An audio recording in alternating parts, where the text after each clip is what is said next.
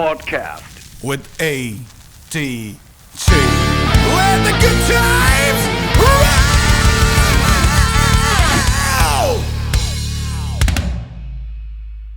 Podcast with ADG আজকের guest হলো প্রতীক from Flesh Crave. Let's make some noise! Thank you for having me. Good to have you brother on the set. প্রতীকের সাথে প্রচুর কথা বলবো আজকে মিউজিক নিয়ে, মোস্ট ইম্পর্টেন্টলি মেটাল নিয়ে, a lot more. But first let's start with World Wrestling Federation. এন্টারটেইনমেন্টে যাচ্ছি না। মেটাল তো একটা ফর্ম অফ কানেক্টিভিটি, আমরা সবাই জানি। When was the first time you felt that you should do metal in relevance to watching pro wrestling? Pro wrestling দেখতে দেখতে তো ওরকম কখনো ফিল হয়নি, বাট আমি বলবো হচ্ছে মানে when I used to মানে ছোটোবেলায় আমি যখন দেখতাম আমার দুজন খুব ফেভারিট ছিল, সেটা ছিল হচ্ছে Shawn Michaels and triple H, and specially triple H. Triple এইচের এন্ট্রেন্স, তারপরে whenever he used to come out to his entrance song of Motorhead, that was special. There was something about him, the whole attire. I still remember মানে I think or Madison square গার্ডেনে ওর return ছিল when he came out. I did not know about metal at that point of 2002. time. Yeah, 2002. I did not know about metal at that point of time, but that whole attire, that was badass. So আস্তে আস্তে যত বড় হই আমি জানতে পারি, তারপরে ইভলিউশনের গান, ঠিক আছে, মানে মোটরহেড, এই ব্যাপারটা আমি জানতে পারি থ্রু রেসলিং অনলি। তো ওখান থেকেই করা। তুমি যে সময়টা কথা বলছো সেটা কিছুদিন আগে MJ4 সেটার লুকালাইক করে, সেই ডেনিম পরা, লেদার পরা একসাথে। That is absolutely that was just insane. Triple H comeback. I was in class 6 কি 7 at that time. গান বাজনায় কি করে লাইফে স্টার্ট হলো? লাইক স্কুল ডেজে পার্টিসিপেট করতে, গান গাইতে? বলতে গেলে স্কুল মানে, বাট ঠিক বলতে পারবো না মানে কোন পয়েন্ট থেকে হয়েছে। মানে অ্যারাউন্ড ধরে নাও মানে আমাদের স্কুলে টিচার্স ডে হতো, ঠিক আছে, that was a very special event for us. Exactly. তো ওখানে আমি আর আমার ক্লাসমেট ছিল নিরাজন বলে একজন, যার সঙ্গে আমি পরে মিউজিকও করেছি। তো আমরা দুজনে খুব ইন্টারেস্টেড ছিলাম টু প্লে ওভার দেয়ার। তো we use to audition every time. তো আমরা নির্বাণা করেছিলাম, স্মেলস লাইক টিন স্পিরিট। একবার খুবই বাজে রেন্ডিশন ছিল সেই সময়, বাট আমরা চেষ্টা করেছিলাম। But that is how we started, music started from there, ওরমভাবে আস্তে আস্তে। প্রথম ব্যান্ড কোন সালে শুরু হয়? সাল মনে নেই, বাট ক্লাস 11-এ ছিলাম। আমার কিছু বন্ধু ছিল পাড়ার চেনাশোনা, ঠিক আছে, মানে ছেলেটার নাম হচ্ছে আরিয়ক বলে, ও ক্লাস 11-এ ও পড়তো এজিতে। তো আমায় বলেছিল যে ও ভালো গিটার বাজাতো, ও বলতো যে do you want to form a band. ওরও কিছু আইডিয়াস ছিল, ঠিক আছে, তখন আমারও আইডিয়াস ছিল। তো we just formed a band. খুব বোকা বোকা নাম ছিল, সাইকো অ্যান্ড্রয়েড বলে, বাট উই স্টার্টেড ফ্রম দেয়ার। তখন মিউজ বক্স যে রিহার্সাল প্যাডটা ছিল ওটাও স্টার্ট হয়েছিল। তো ওখানে আমরা জ্যাম করতাম, বিভিন্ন গান তুলতাম, ওরমভাবে নিজেদের ওসিজ লেখা স্টার্ট করতাম। But that is how it started. আমি লিরিক্স লিখছি, ঠিক আছে, ও রিফ লিখছে, ওটা নিয়ে কাজ করা, মানে স্কুল হয়ে যাওয়ার পরে একটু টাইম নিয়ে বসা। এরকম। তোমার তো গান লিখতে ভালো লাগে, ইউ রাইট সংস। তো তোমার থট প্রসেসিংটা কিভাবে কাজ করে? Like when you are writing a song about picking any theme, how does it happen? এটা উইথ এজ চেঞ্জ হয়েছে অনেক। ওকে। আস্তে আস্তেই হয়েছে। যেরকম ছোটোবেলায়, ঠিক আছে, অবভিয়াসলি অনেক রকমের লিরিক্স পড়তাম। আমার মানে কিছু কিছু ইন্সপিরেশন আছে, ঠিক আছে, যেরকম মেটালিকার লিরিক্স প্রচণ্ড ভালো লাগে, মেগাডেথের লিরিক্স প্রচণ্ড ভালো লাগে। মেগাডেথে তো স্পেশালি খুব পলিটিক্যালি ড্রিভেন লিরিক্স। তো ওরকম ছোটোবেলায় আমি লেখার চেষ্টা করতাম নিজের থেকে, যেরকম হচ্ছে দেখতাম, মানে লিখে দেখছি কতটা ভালো হচ্ছে না হচ্ছে, ওরকমভাবেই করতে করতে। তো বাট ইভেনচুয়ালি যত বড় হই চেঞ্জ হতে থাকে। কখনো আমার এই দিকে যায়নি, ঠিক আছে, মানে সামহাও মানে ওই সেটান বা এইসব ওরম দিকে কখনো আমার হয়নি। আমি পারতাম না লিখতে, কারণ আমি কানেক্ট করতে পারতাম না। আমি যখন লিখি বা আমি যখন গাই, আমার জন্য সব থেকে বেশি ইম্পর্টেন্ট হচ্ছে if I can connect with it or not. মানে যদি প্রথমেই নিজে কানেক্ট না করতে পারি, মানে তাহলে তো কোনো মানে হচ্ছে না। জাস্ট মানে ফিল না করে যদি আমি একটা জিনিস ছেড়ে দিলাম বা গেয়ে দিলাম, ঠিক আছে, ইভেনচুয়ালি অডিয়েন্স ওটা বুঝতে পারবে, অডিয়েন্সও কানেক্ট কখনো করতে পারবে না। কারেন্টলি এখন আমি লিরিক্স লিখছি না, ঠিক আছে, বাট আমি থিম চেঞ্জ করেছি ফর ফ্ল্যাশ ক্রেভ। ফ্লেশগ্রেভ যেরকম, Fleshgrave lyrics is based on the lore of Berserk. It's an manga which very famous manga and a very famous anime. গডসের যে journey, I think it's very inspiring. I think এই নতুন জেনারেশনে যারা বড় হচ্ছে, they should know about it. The metal scene থেকে যদি কেউ একজন লিরিক্সটা পড়ে দেখে, ঠিক আছে, একটা লম্বা আছে, I think it's inspiring. I think people should get inspired from metal. Yeah. আমি পলিটিক্যালি ড্রিভেন লিরিক্স অত লিখি না, কেননা আমি অতটা এখন পলিটিক্যালি মানে ভিউজের দিকে যেতে চাই না। আমি মানে লেখাই যেতে পারে, বাট মানে জাস্ট হওয়ার জন্য লিখে দিলাম, For ঠিক the আছে, sake of writing. হ্যাঁ, জাস্ট Exactly. লিখে দিলাম ফাক ইউ গভর্নমেন্ট, ওরকম করলে কোনো মানে নেই। যখন তুমি লিখছো, ভালো তোমার একটা ভিউ হওয়া উচিত প্রপারলি। তো আমি আমার নিজের ব্যান্ডের লিরিক্সের জন্য এই সেকশনটাই করেছি। Might change in future again. Early childhood-এ favorite কিছু গান বা রেকর্ডস দ্যাট ডিড আর্লি চাইল্ডহুডে impact. আমার গান শোনা, মানে আমার বাড়িতে গান হতো, আমার মা গান গাইতেন, তো ওখান থেকে তো একটা ছিল, ঠিক আছে। আমার বাবা আর্মিতে ছিল, বাট স্টিল গান শুনতে ভালোবাসতো, ঠিক আছে, বাড়িতে সবসময় গান চলতো। আর I was very close to my brother. তো আমার দাদা প্রচণ্ড মাইকেল জ্যাকসন শুনতো। তো আমার ফার্স্ট ইন্ট্রোডাকশন টু মানে একদম ওয়েস্টার্ন মিউজিক হচ্ছে মাইকেল জ্যাকসন। তো মাইকেল জ্যাকসন শোনা, ওটা শুনে আমি খুব উড়ে গেছিলাম। ডার্টি ডায়না এগুলো, ওটা তখন আমার জন্য এক্সট্রিম ছিল। তারপরে দাদা পড়তে বাইরে চলে যায়, তারপরে আমার নিজের জার্নি স্টার্ট হয়, নিজের থেকে এরকম করে ঘুরে ঘুরে। তো আমি রেসলিং দেখতাম, আমি কোথাও আমার মাথায় ছিল অ্যাবাউট মোটর হেড, তারপরে আরও বিভিন্ন রকমের ব্যান্ড। আমি কখনো জানতাম না ডিএক্সের থিম গান কারা করেছে, ওই ব্যান্ডটা আমি অনেক খুঁজেছি, ঠিক আছে, বাট পাইনি। তারপরে সাথে স্কুলের কিছু বন্ধু, বলবো না, নিরাজানি ছিল, যার সঙ্গে আমি শেয়ার করতাম। ওর বাড়িতে খুব ভালো মিউজিক্যাল ছিল, মানে ব্যাকগ্রাউন্ড ছিল, ও অনেক কাসেটস পেতো, পেতো। তো ওর সঙ্গে মিউজিক শেয়ার করা, ওটা একটা আমার জার্নি ছিল। আর ইভেন আমি নিজে মিউজিক এক্সপ্লোর করতে খুব ভালোবাসতাম। মানে আমার উপরে কোনো ওরম টাইপের ছত্রছায়া বা কোনো দাদা ছিল না। ইউজুয়ালি এখন সিনে যেরকম হয়, এটা শোনো, ওটা করো, ওরম আমার কেউ ছিল না। অ্যান্ড থ্যাংক গড ওরম কেউ ছিল না। আমি নিজের ভেতর করতাম। আর এটা আমি বলছি অ্যারাউন্ড লাইক আমি যখন ক্লাস 8 পড়ি, আমি একটা দোকানের উপরে জানতে পারি, গড়িয়ার ওখানে ছিল, মিউজ বক্সের ওই গলির ওখানে, গীতাঞ্জলি বলে, ওটা এখনো এক্সিস্ট করে, বাট আই ডোন্ট থিঙ্ক ওরা আর কাসেটস আর সিডি ওরম ভাবে বিক্রি করে না। বাট ওটার খুব বড় দোকান ছিল, যেখানে বাইরের ব্যান্ডের কাসেট পাওয়া যেত, সিডিস পাওয়া যেত।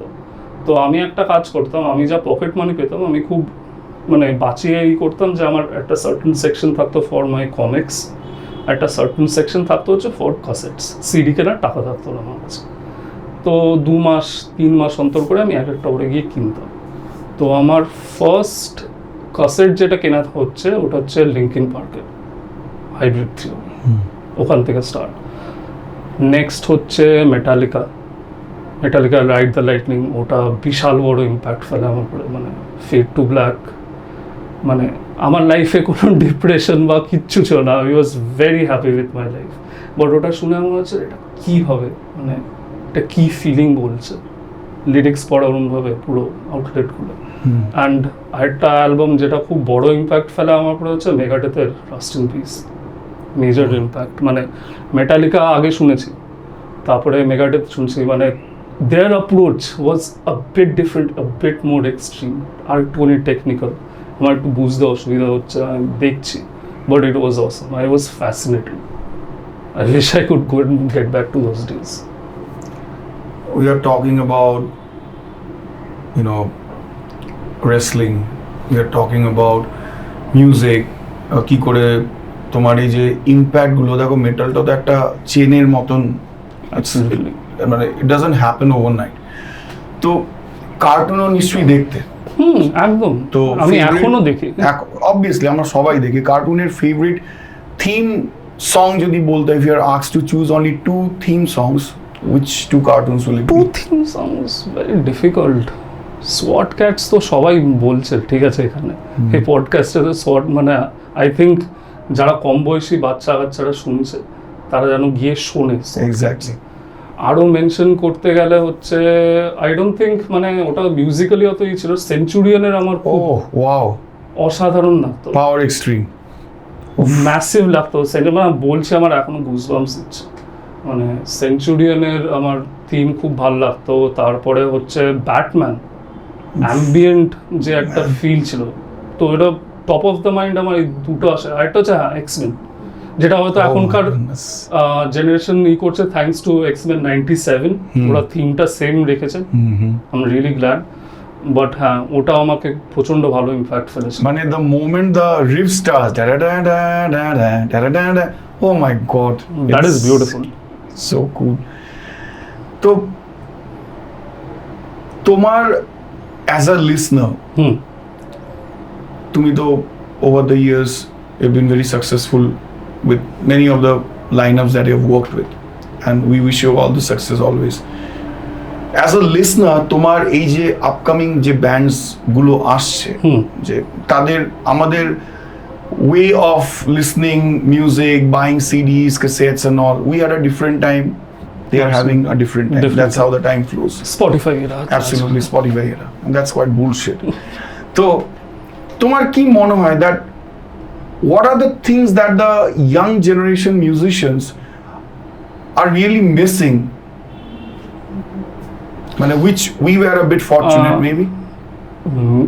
বলতে গেলে আমি বলবো হচ্ছে ওই ওনিং সিডিজ, ওনিং ক্যাসেট একটা, যেরকম আমি ইভেন ফর এক্সাম্পল লাইক যদি একটা এক্সাম্পল হয় কমিক্সেরও, ঠিক আছে, আজকাল লোকজনরা অনলাইন পড়ে নিচ্ছে ব্যাপারটা, but owning a physical copy is something else. এখনো কিন্তু অনেক জায়গা আছে, অনেক লোকজনরা আছে যারা সিডিজই করছে, ডিস্ট্রোজ আছে বিভিন্ন, ঠিক আছে, যারাই করছে। তো আমি সাজেস্ট করবো to the younger generation to get the CDs. If you love some band, get the CDs. মানে একটা মানে জিনিস ফিজিক্যাল কপি ওন করা ইজ ভেরি ইম্পর্টেন্ট। মানে ভিতর থেকে তুমি বের করে তুমি লিরিক্সগুলো ওখান থেকে পড়ছো, রাদার দেন ওটা বেশি স্যাটিসফাইং হবে স্পটিফাইতে ওরমভাবে এই করাতে। Absolutely. ওটা একটা আলাদা ইম্প্যাক্ট ফলে, মানে জিনিসটা মানে তোমার মাথায় থেকে ইনগ্রেইনড থেকে যাবে তোমার কাছে।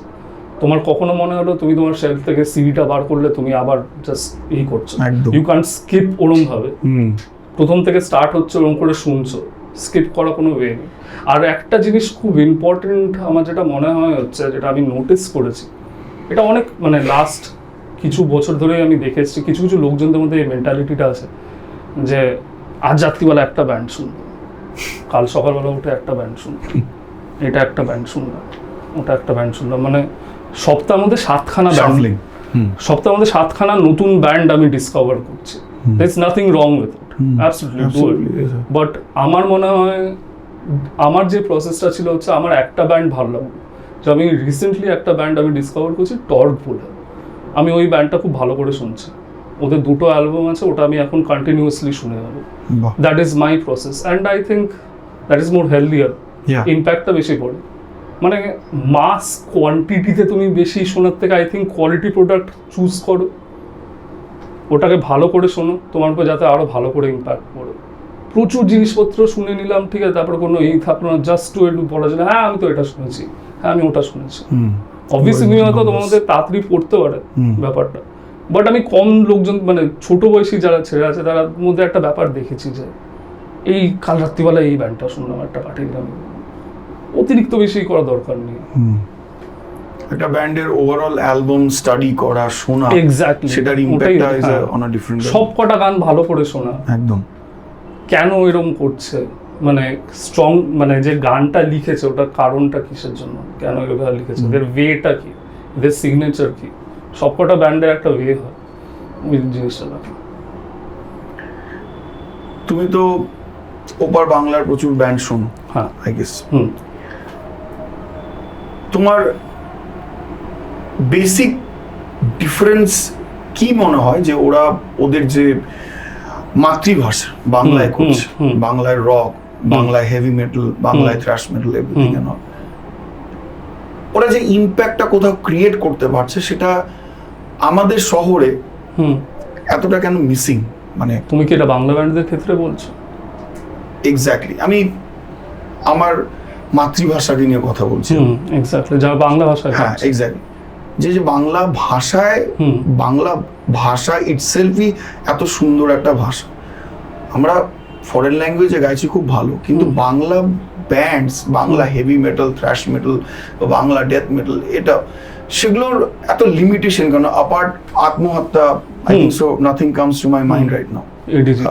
মানে আর আমি মেইন স্ট্রিম ব্যান্ডসগুলোর কথা নয় নাই বললাম, তো what you think is the basic reason for that?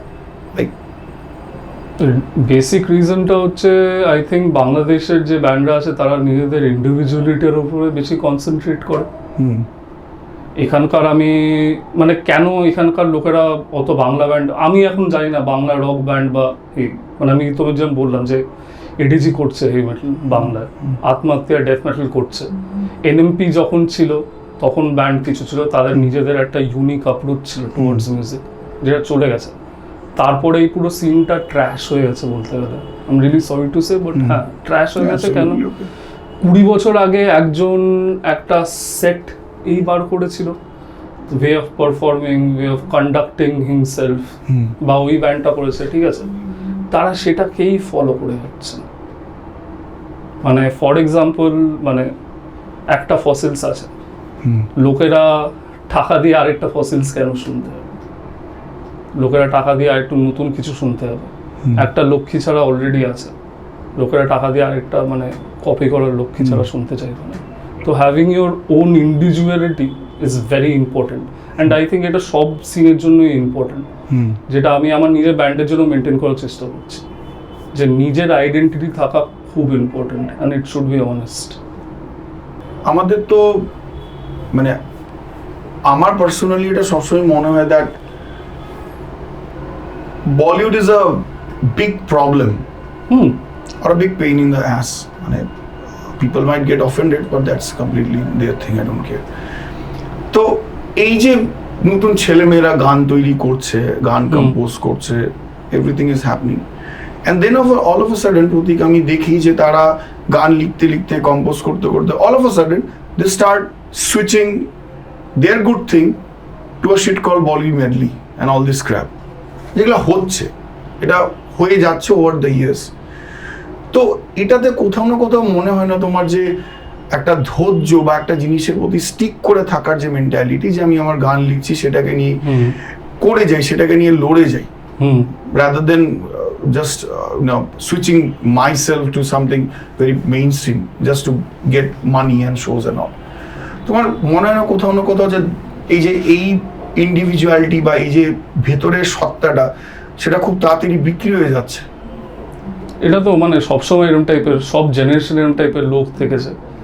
মানে যখন হার্ড টাইম এসছে দে হ্যাভ গিভেন আপ, তারা এরকম কিছুতে গেছে যেখান থেকে টাকা কামানো বেশি ইজি। আমার জন্য তো কখনো মনে হয়নি যে মেটাল এরকম টাইপের একটা জায়গা যেখান থেকে তুমি টাকা কামাবে বা, আর specially we are from third world nation, এখানে করা এটা খুব ইম্পসিবল, ঠিক আছে। আর এবার কিছু লোকজনরা যারা শিফট করে যাচ্ছে টুয়ার্ডস মানে নাম দিচ্ছে কমার্শিয়াল মিউজিকে শিফট করছে, কেন ওখান থেকে টাকা কামাবো, গুড ফর দেম, করুক, বাট ওই জায়গাটা মানে ওখানে একটা মানুষের ক্যারেক্টারের রিশো করে। আর ইন জেনারেল মানে বলিউডে তারা কিন্তু পৌঁছাচ্ছে না গিয়ে, তারা ওখানে গিয়ে স্টুডিও মিউজিশিয়ান হতে পারছে, কারণ ওখানে আর একটা ডিফারেন্ট সিন, ওখানে পেনিট্রেট করতে মানে লোকের গাড় ফেটে যাবে বলতে গেলে, ঠিক আছে। তারা ওই গ্রামগঞ্জে গিয়ে ভাগ ভাগ ডিকে বসি করে যাচ্ছে। Absolutely, absolutely. ফ্রন্টম্যানরা তো ইম্প্যাক্ট ক্রিয়েট করে, ফ্রন্টম্যানদের দেখে সিঙ্গার্সরা আমরা ইন্সপায়ার্ড হই। তোমার ফেভারিট 5 জন ফ্রন্টম্যানের যদি কথা বলি, কারা হবে?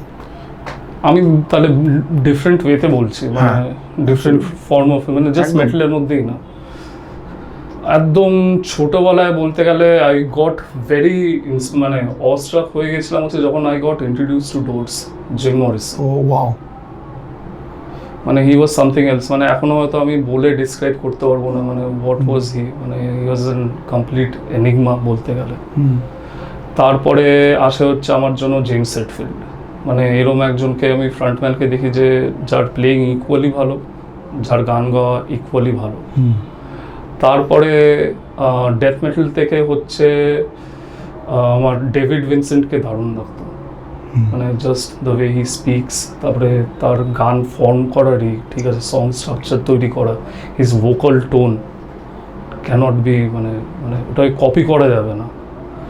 ডেভিড ভিনসেন্ট আছে, তারপরে অবভিয়াসলি আমি যেরকম বললাম লিঙ্কিন পার্ক আমার ফার্স্ট ক্যাসেট ছিল, তো অবভিয়াসলি চেস্টার বেনিংটন অসাধারণ vocalist, I still miss him and everyone misses him, huge loss. Yeah. Chester Bennington আছে। আর বলতে গেলে আরেকজন হচ্ছে মডার্ন মেটাল থেকে আমার খুব ভালো লেগেছিল হচ্ছে Travis Stein from Cattle ডিক্যাপিটেশন।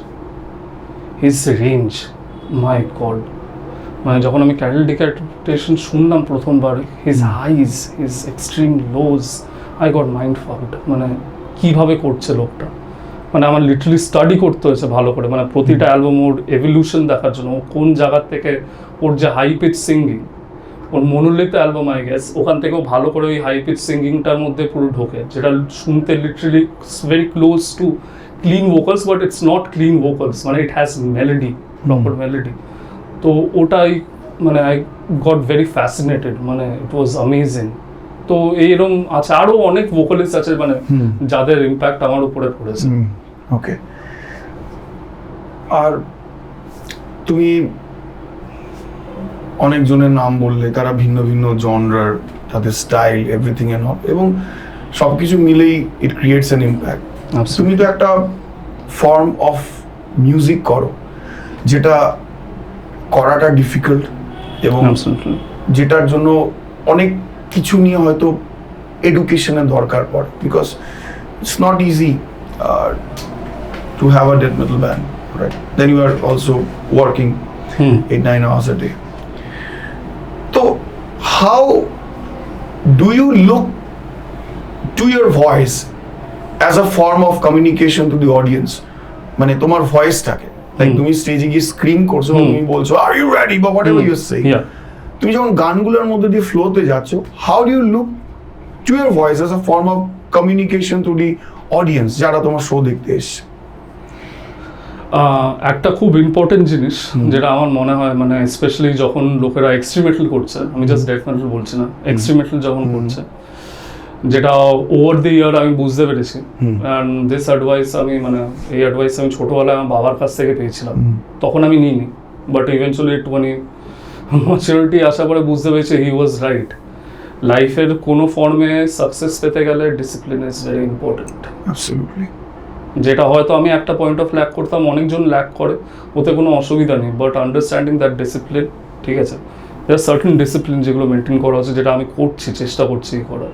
Discipline is very important. যদি ডিসিপ্লিন না থাকে তাহলে কিচ্ছু হবে না। নিজের ফর্ম অফ আর্টকে তুমি যদি রেসপেক্ট না দিতে পারো তাহলে হবে না। মানে রিহার্সালে যাচ্ছ মদ ফদ খেয়ে, ঠিক আছে, মানে নেশায় আউট আছো, ঠিক আছে, স্টেজে উঠছো, রকস্টার মদ খেয়ে উঠছো, এটা তো একদমই না।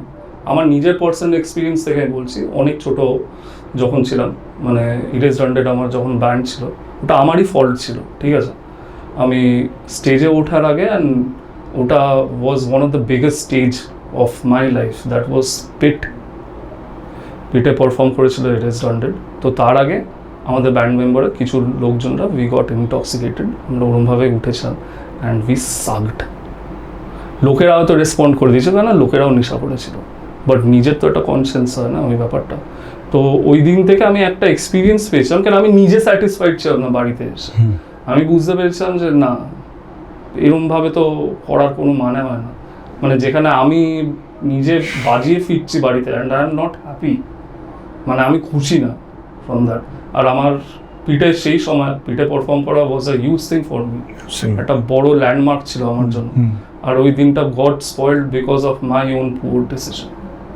তো ওটাই হচ্ছে ব্যাপারটা, মানে ওই স্টেজে ওঠার আগে নেশা করলাম, করলাম, ওটা একদমই করা উচিত না। মানে কয়েকটা জায়গায় করো, you have time to have, like you can have fun at any time, but একটুখানি নিজের কয়েকটা প্রায়োরিটিস সেট রাখো। একদম স্ট্রিট, মানে একটা টাইম হয় সব কিছু করার, মানে নিজের ফর্ম অফ আর্ট ওটাকে তুমি ভালো করে ক্লিন রাখো, তারপরে তো আছে ইউ ক্যান হ্যাভ ফান। তুমি স্টেজ থেকে নেমে যাও, পারফর্ম করে নামো, ভালো করে নামো, তারপরে গো অ্যান্ড হ্যাভ ফান, সারারাত্রি মজা করো। এটা মানে তুমি যে পরের জেনারেশন অফ মিউজিশিয়ানরা আসছে, specially the frontman or the guitar player whatever, আমি স্পেশালি এটা ফ্রন্টম্যানদের জন্য বলছি, একদমই এটা খুবই ইম্পর্টেন্ট। মানে তারা জাস্ট বিশ্বাস করে, মানে জাস্ট উঠে যাচ্ছি, মানে একদম। গলায় একদম ঢকঢক করে ঢেলে বা ফুকে উঠছে উঠে এরকম করে স্টোনড হয়ে আছি, ওটা একদম না, দেখতে ভাল লাগে না কখনো। এনার্জি থাকা দরকার, তুমি স্টেজে উঠছো। Exactly, if you are dozed off, হ্যাঁ, ওটা কখনো Doesn't হয় work. না। মানে একটা ভালো পজিটিভ এনার্জি নিয়ে ওঠো, পরে টাইম আছে, অনেক কিছু করার টাইম আছে, বাট এই সময়টাকে নিজের ব্যান্ডকে প্রায়োরিটি দাও, নিজের অডিয়েন্সকে প্রায়োরিটি দাও, যে শোটা গাচ্ছ ওটাকে প্রায়োরিটি দাও, দ্যাট ইজ ভেরি ইম্পর্টেন্ট। কেন তুমি যদি এটাকে প্রায়োরিটি না দাও, তোমাকে পরে অর্গানাইজাররাও প্রায়োরিটি দেবে না, অডিয়েন্সও প্রায়োরিটি দেবে না, and you will be out of the scene. Present সময়ে দাঁড়িয়ে অনেক ব্যান্ডই শুনতে পাচ্ছ, নতুন ব্যান্ডস অনেক ইভলভ করছে, আসছে। কোন ব্যান্ডটা তোমার খুব ভালো লাগছে, মানে এই মডার্ন জেনারেশনের কোনো ব্যান্ডস, তাদের সং রাইটিং বা স্টেজ অ্যাপিয়ারেন্স বা genre, what ever be, like? For starters একদম বলতে গেলে, ঠিক আছে, আমি লাস্ট 1 বছর ধরে শুনছি ওদের, ওরা খুব কম গান বার করেছে, I expect more from them, হচ্ছে Cerebral Recalibration. Okay, it's a slam band, ওদের কিক-অ্যাস, ওদের গিটার প্রচণ্ড ভালো, ওদের ভোকালস ইকুয়ালি ভালো, আর ওদের ড্রামস ইকুয়ালি ভালো। I want them to work more, আরও গান বার করুক, I expect more from them. Then there is band Unfinish, সবাই ওদের কথা বলছে, I have seen them live প্রথম দিন থেকে তোমার শোতে হয়, they were really good, they were really tight. And এবার লাইন আপের কিছু চেঞ্জ হয়েছে, আই থিঙ্ক পজিটিভ চেঞ্জ এসছে ওদের লাইন আপে, ওদের নেক্সট শো দেখার জন্য আই এম ভেরি এক্সাইটেড। এই দুটো ব্যান্ড আসে আমার মাথায়। গ্রেট। তোমায় যদি জিজ্ঞেস করি যে আমরা তো সবাই we are one, this is one community, তোমার বর্তমানে সময় দাঁড়িয়ে তোমার সিনের কনস কি কি মনে হয়, like what are the cons, like the pros নিয়ে পরে কথা বলছি। ফর স্টার্টার্স,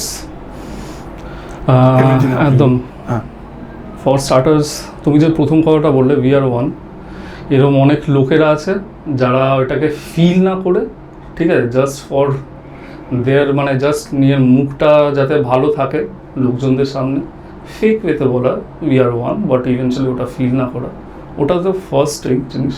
ফিল করছে না, জাস্ট বলে দিচ্ছে এটা করা, ওটা করলে হবে না।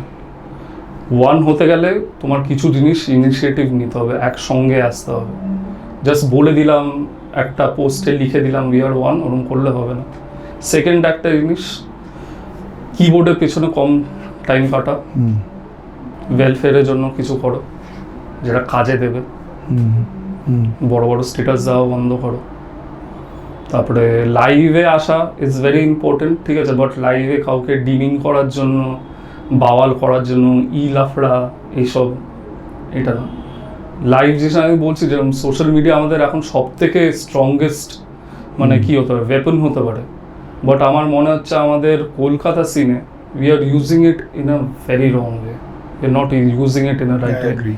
কিছু কিছু লোকেরা ঠিক ওয়েতে করছে, but 60% of the people are using it for their, মানে কি বলবো, নিজেদের কজটাকে ফরওয়ার্ড করার জন্য, নেগেটিভ এই জিনিস স্প্রেড করার জন্য। তো এই জিনিসটা তো বন্ধ করা উচিত, ভালো ওয়েতে ইউজ করাই যেতে পারে। আর প্রোজ ফ্রম দ্য সিন খুবই কম আছে বলতে গেলে, তবে একটা দুটো হলে বলো। একটা দুটো হচ্ছে কিছু কিছু, মানে এখন ব্যান্ডরা একটু ইনিশিয়েটিভ নিচ্ছে, একটু ইমপ্রুভ করার চেষ্টা করছে, দ্যাটস ইট। বাট আমি বলছি একদম প্রোজ কম আছে, লিমিটেড আছে, নেগেটিভিটিটাই বেশি করে আছে আমাদের উপরে।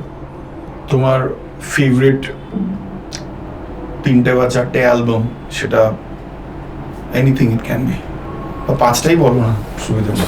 ফেভারিট অ্যালবাম মানে যেগুলো করা, মানে ফেভারিট অ্যালবাম বলতে গেলে প্রথম মাথায় আসে হচ্ছে আপাতত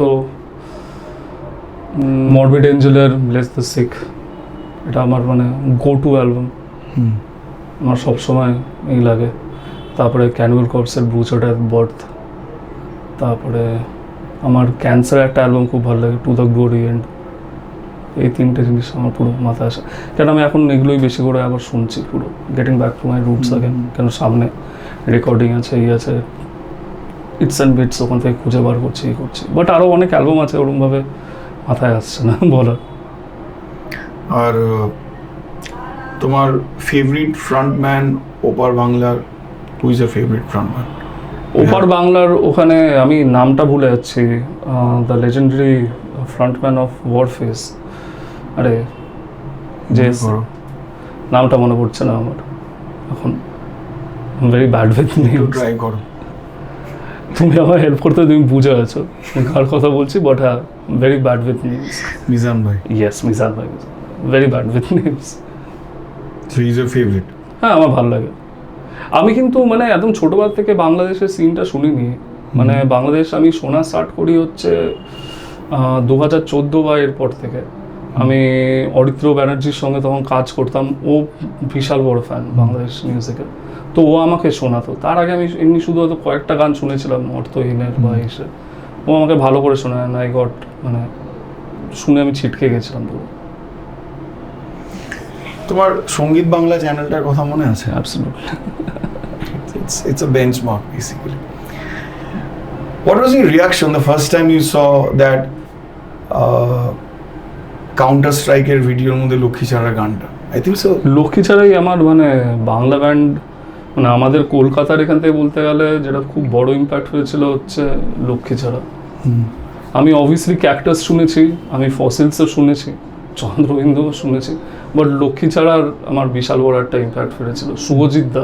শুভজিৎদার ভোকালস, শুভজিৎদার অ্যাপ্রোচ টুয়ার্ডস মিউজিক, ওটা একটা বিশাল বড় ইম্প্যাক্ট ফেলে আমার উপরে। His presentation, his whole look, that whole heavy metal rock, ওই পুরো লুকটা পুরো, দ্যাট ওয়াজ অ্যামেজিং। মানে ওটা was different from Everyone, exactly. I believe it, and this is one thing that I always say openly, that Shubhajit Da was the best frontman. The best.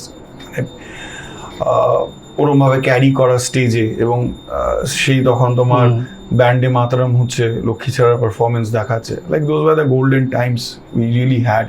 কত কিছু হতো তখন সো মেনি ব্যান্ডস ওয়ার দেয়ার। ব্যান্ডে মাতরামের আমার ওই music ভিডিওটাও মনে আছে, যেখানে সবাই একসঙ্গে এসে গানটা গিয়েছিল। ফার্স্ট ওদের যে অ্যান্থমটা ছিল, মানে বিফোর অ্যাভেঞ্জার্স, পুরো এদের সবার একসঙ্গে আসা, রূপ ইসলামের ওভার অ্যাক্টিং করা, that was a fun video, but এখনো ওটা শুনলে নস্টালজিক লাগে। এক্স্যাক্টলি। তো তোমায় যেটা জিজ্ঞেস করবো, that where is Fleshgrave heading in the next 5 years? Like, what are the plans you guys are having? আর তোমাদের ইপি বের হচ্ছে, রাইট? হ্যাঁ। তো ফ্লেশগ্রেভের অ্যাকচুয়ালি কয়েকটা জিনিস হচ্ছে, আমরা কিছু কিছু জিনিস প্ল্যান আউট করে রেখেছিলাম। ফ্লেশগ্রেভ ফর্ম হয়েছিল হচ্ছে 21-এ, মানে কোভিড এরাতে ফর্ম হয়েছিল। It was form by Anirban and সুন্দাস।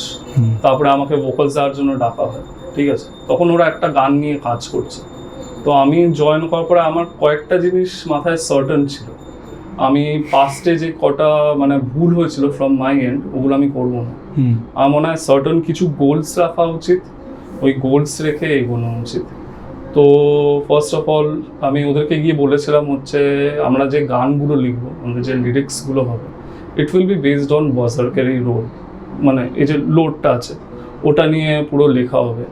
যে গানের নামগুলো কী হবে, ইভেন আমি বলছি, মানে আমি বলেছিলাম যে ফার্স্ট ইপি বার করা হবে, ইপিতে 5খানা ট্র্যাক হবে, ওগুলো নামগুলো এরমভাবে হবে, এই নামগুলো থাকবে। আর থ্যাঙ্কফুলি যে আমাদের ইপি পুরো সং প্রসেস লেখা শেষ হয়েছে, ওই ওয়েতেই হয়েছে, এখনও we are stuck to that goal. তো ইপিটা এখন চলছে, ইপির ট্র্যাকিং স্টার্ট হয়ে গেছে, তো ইপির ট্র্যাকিং শেষ করে ইপিটা এই ইয়ার রিলিজ করা আমাদের প্ল্যান আছে। বাট কিছু ওরমভাবে কোনো রাশে না, ঠিক আছে, যাতে মানে ভালো করে মানে যেই প্রোডাক্টটা এন্ড প্রোডাক্টটা বেরোবে যাতে এভরিওয়ান এনজয়স দ্যাট, ওটা আছে। তারপরে ইপিটা বার করার পরে we want to sit down with our অ্যালবামটা নিয়ে প্ল্যান করা। অ্যালবামে আমাদের কি থিম নিয়ে হওয়া উচিত, উই ওয়ান্ট রিপিট বাজার্ক অ্যালবামে, ওই সেম একটা জিনিস লেগে আছে। ইপিতে কি কোনো তোমরা থিম নিয়ে প্রোগ্রেস করছো? হ্যাঁ, এটা হচ্ছে বাজার্ক, তোমাকে যেটা বললে, রাইট? হ্যাঁ, অ্যানিমে, ওটাকে নিয়ে আমরা ই করছি। তো অ্যালবামের থিম উইল বি ডিফারেন্ট ওখানে, তো ওটাকে নিয়ে ভাবা, ওটাকে নিয়ে ভেবে তারপরে আমাদের আরও কিছু প্ল্যানস হচ্ছে। কলকাতায় তো বাজছি, that is very good, but ইন্ডিয়ার আরও বিভিন্ন সিটিজে বাজানো, যাতে আরও বেশি মানে নিজেকে ব্রাঞ্চ আউট করা যায় ওই ওয়েতে। এই প্ল্যানসগুলো রাখা, সব কিছু এগুলো রেখে এগোনো। ইয়াং জেনারেশনে যারা গান বাজনা করছে, শিখছে জানছে তাদেরকে what's the most valuable advice that will be giving as being experienced? তুমি তো অনেক বছর ধরে আছো সিনে। সেম জিনিস, লেভেল হেডেড থাকো, ঠিক আছে, কিবোর্ডের পিছনে টাইম কম কাটাও, ওই নেগেটিভ অ্যাসপেক্টে ডিল করা বন্ধ করো, প্র্যাকটিস ইউর ইনস্ট্রুমেন্ট। তুমি যদি ভোকালিস্ট হও, নিজের গান বাজনা শোনো, গান কভার করো ভালো করে, এই জিনিসগুলোতেই ফোকাস করো, আর কিছু না। মেনটেনিং ডিসিপ্লিন, ঠিক আছে, এভরিওয়ান হ্যাভস, না সবাই একটু মজা করেই করে, এটা পার্ট অফ লাইফ, বাট ওই সেম জিনিসটা লাইক একটু ডিসিপ্লিন রাখা, এতে আর একটু ফোকাস থাকা, মানে ঠিক লোকের কাছ থেকে অ্যাডভাইস নেওয়া। যারা নতুন ব্যান্ড তাদের জন্য আমি একটা জিনিস বলতে পারি হচ্ছে গান লেখো for your audience, not to please এই দুটো দাদা বা এই তিনটে দাদাকে প্লিজ করার জন্য। তার কাছ থেকে অবভিয়াসলি অ্যাডভাইস না, বাট লেখো হচ্ছে ফর দ্য বিগার অডিয়েন্স।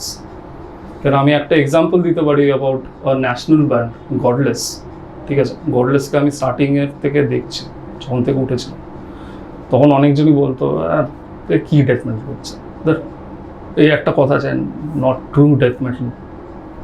অনেক লোকেরা বলেছে, অনেক লোকেরা জাজ করেছে, না পোজার্স টাইপের কথা বলছে। দেখো এখন গডলেস কোথায়, যারা বাড়িতে বসে বসে পোজার বলছে তারা বাড়িতে বসে বসে এখনও লোকজনদেরকে পোজারই বলছে। তারা ফোকাস থেকেছে গডলেস অন্য কাজ করে এগিয়ে গেছে।